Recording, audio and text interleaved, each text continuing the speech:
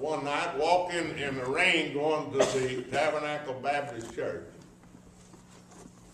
And he walked about 5 miles to go to church. That's what I'm talking about, what we've become today. We want God to feel privileged if we give him a little of our time every week. We want him to feel like, well, we really bless you, Lord, we're here. Now we got 15 minutes. You fill us up, tell us how great we are, how we're going to be rich and prosperous. Amen? We're faced with a brand new decade. This is the end of the first decade of a new century.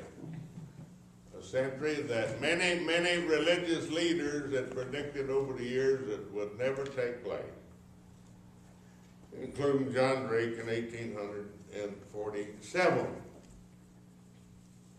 How'd you like to know the future and what the future holds for the next 365 days? Well, how about then for the next 30 days? Well, now you can't predict and you can't, well, we get excited when people do predict it. They're now predicting, I'm talking about the same people that predicted the world coming to an end in 1988, 1990 something, and the year 2000, and now they're predicting the world is coming to an end the year 2012, December 22nd. Literally hundreds of thousands of people will buy the books and get all excited. Did you know that in 1999 that church attendance that year went up 40% across the United States? 40%. They had some churches that jam-packed.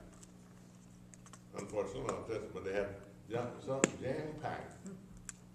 Because people were fearful and afraid. They were fearful and afraid because of the authors of this book right here, Y2K.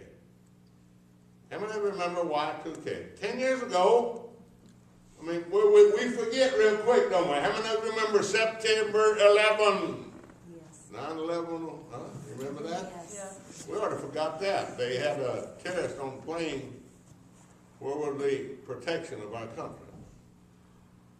Where are we now? Now, this was written and published 1998, 1999, and some of the top religious leaders are quoted in this book. Let me read this before I get to my message. Where are we now? Chapter 4.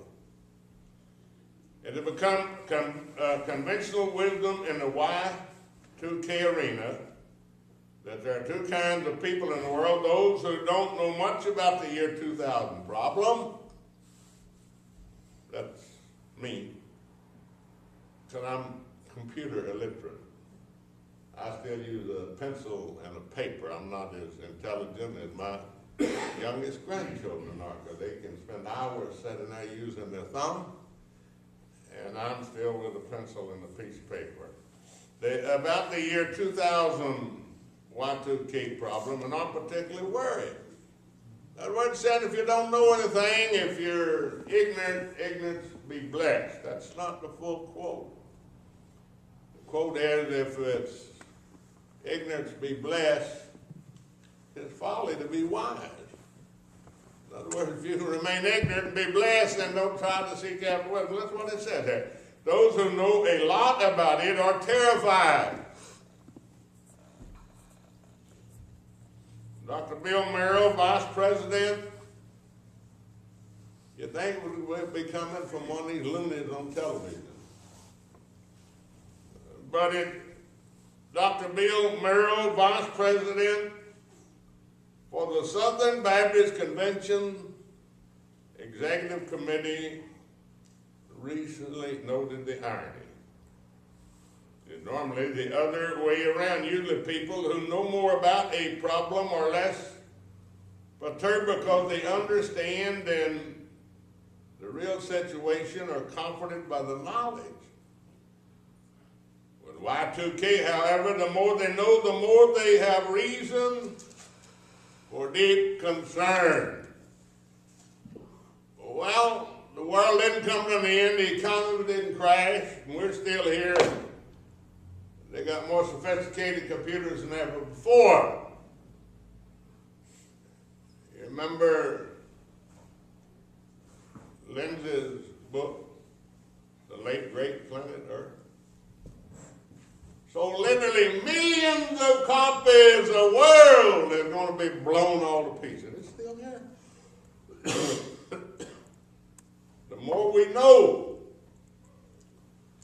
what we usually are fearful of is the things we don't understand. Because whenever we understand it, the knowledge wipes away the fear and gives us the ability to see things with a clear perspective. What the future holds. Fortune tellers are still making horrendous amounts of money. You know, you ever seen in Bakersfield, some of these here little ghetto places, and they got a Madam Susan. She can tell you by reading your hand, reading your facial structure, the knots on your head, tell you all about who you are and what you are and where your future goes. The reason why fortune telling is still successful is because when they tell us something, we then spend our time, I never been one, but when they tell us something, we spend our time going and trying to find the fulfillment of that. Luke, the 12th chapter, beginning with the 22nd verse. What the future holds. Luke, the 12th chapter, beginning with the 22nd verse. See, what I say doesn't matter any more than what Lindsay said in The Late Great Planet Earth, or these people say in this book. It is me talking. But what God's Word says, we might ought to take heed to it. Now, are we facing a world that is uncertain, a world that is fearful, a world that is hanging on the precarious edge? How many of you know what happened twice last week? No? They had a worldwide, what do you call it, Mark? Computer failure. How many of you knew that? People got all shocked up. You know why? Because there is a danger of some scientist, someone, somewhere, coming up with a formula or the ability to scatter the radio waves and foul them up, and you can't go to your ATM card, you can't go to your credit card, you can't buy gas. How many of you could buy gasoline this morning for your car if the computer failed? I mean, pull money out of the bank if the computer failed. How many can even go to work if the computer failed? Mine's locked down if the computer failed. And I pay two young girls that a lot less education than I've got. I pay them good money because I'm illiterate as to what they can do and what I can do.